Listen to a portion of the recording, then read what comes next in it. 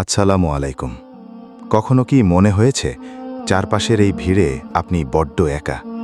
কারণ আপনার বুকের ভেতর পাপে জমে থাকা এক বিশাল পাথর আপনাকে শ্বাস নিতে দিচ্ছে না। সবাই যখন সিজদায় পড়ে জান্নাত চাইছে, আপনি কি তখন নিজের কৃতকর্মের কথা ভেবে মসজিদের দরজায় দাঁড়াতেও ভয় পাচ্ছেন? আপনি কি ভাবছেন আপনার গুনাহের নীল সাগরে আল্লাহ তাআলার ক্ষমার তরি বুঝি আর পৌঁছাবে না? শুনুন তবে আজকের এই কাহিনী আপনার জন্য, যে নিজেকে সবথেকে বড় অপরাধী মনে করে কাঁদছে।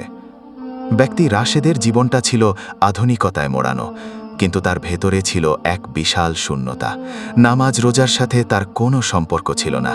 গান, আড্ডা আর অন্ধকার জগতের নেশায় সে নিজেকে হারিয়ে ফেলেছিল। মা যখন সেজদায় পড়ে কাঁদতেন, রাশেদ তখন মত্ত থাকত দুনিয়ার মোহে। কিন্তু এবারের রমজান তাকে অন্যভাবে তাড়া করল। তার এক প্রিয় বন্ধু হঠাৎ মারা গেল। কবরের সেই অন্ধকার দৃশ্য আর বন্ধুর লাশটা তার চোখের সামনে থেকে সরছিল না। রাশেদ অনুভব করল, আজ যদি সে মারা যেত, তার রবের সামনে সে কি নিয়ে দাঁড়াত। সেহরি খেতে বসে তার মনে হলো যে মা বাবার মনে সে অগণিত কষ্ট দিয়েছে। সেই মা আজ তাকে কত মায়া করে ডেকে তুললেন। রাশেদ মনে মনে বলল, আমি তো এই ভালোবাসার যোগ্য নই।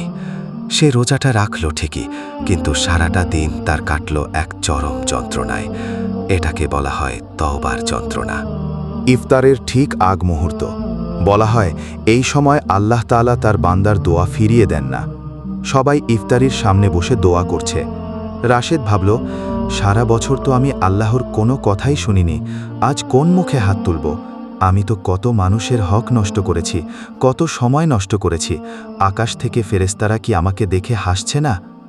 হঠাৎ মসজিদের মাইকে ভেসে এলো সেই ঘোষণা, হে আল্লাহ, ইন্নাকা আফুন তহিব্বুল আফুয়া ফাফু আন্নি।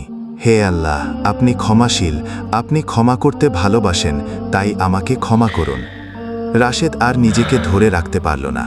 দুই হাত তুলে সে বাচ্চাদের মতো ডুকরে কেঁদে উঠল। সে বলতে লাগল, ইয়া রব, আমার গুনাহ যদি আকাশ ছুঁয়ে থাকে, তবে আপনার ক্ষমা তো আরশকেও ছাড়িয়ে গেছে।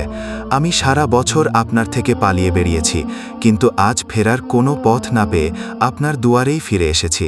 আমায় তাড়িয়ে দিয়েন না মাবুদ, এই রোজার উসিলায় আমাকে একবার অন্তত মাফ করে দিন। সেদিন সে ইফতারি করতে পারেনি, পানির অভাবে নয়, বরং তার কান্নার তোড়ে। সেই চোখের পানি তার হৃদয়ের সব কালো দাগ ধুয়ে দিচ্ছিল। প্রিয় ভাই ও বোনেরা, রাশেদ তো কেবল একটি চরিত্র।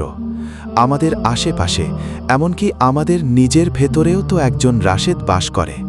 আমরা পাপে ডুবে যাওয়ার পর ভাবি, আমি তো আর ভালো হতে পারবো না। কিন্তু মনে রাখবেন, আল্লাহ তাআলা কোরআনে বলেছেন, হে আমার বান্দাগণ, যারা নিজেদের প্রতি অবিচার করেছ, তোমরা আল্লাহর রহমত থেকে নিরাশ হইও না। পাপ আপনি করেছেন সত্য, কিন্তু সেই পাপের কথা ভেবে আপনি যে লজ্জিত হচ্ছেন, এই লজ্জাটাই প্রমাণ করে যে আপনার হৃদয়ে ঈমানের নূর এখনও বাকি আছে। শয়তান আপনাকে নিরাশ করতে চাইবে, কিন্তু আপনি দয়াময় রবের দিকে ফিরে যান। এক ফোঁটা চোখের পানি জাহান্নামের আগুন নেভানোর জন্য যথেষ্ট। আজই তওবা করুন, কারণ পরবর্তী রমজান আপনি পাবেন কিনা তার কোনো নিশ্চয়তা নেই। এই গল্পটি যদি আপনার হৃদয়ে অনুশোচনা জাগিয়ে থাকে, তবে অন্যদেরও তওবার পথে আসার সুযোগ করে দিন। ভিডিওটি শেয়ার করুন। হয়তো আপনার এই ছোট একটি কাজের মাধ্যমে কোনো ভাই বা বোন আল্লাহর পথে ফিরে আসবে। ইসলামিক জীবনবোধ ও এমন হৃদয়স্পর্শী ভিডিও নিয়মিত পেতে আমাদের চ্যানেলটি সাবস্ক্রাইব করে নোটিফিকেশন বেলটি অন করে রাখুন। কমেন্টে একটি আমিন লিখে আপনার অনুভূতির কথা আমাদের জানান। আল্লাহ আমাদের সবাইকে একটি কবুল হওয়া রমজান এবং গুনাহ মুক্ত জীবন দান করুন। আমিন।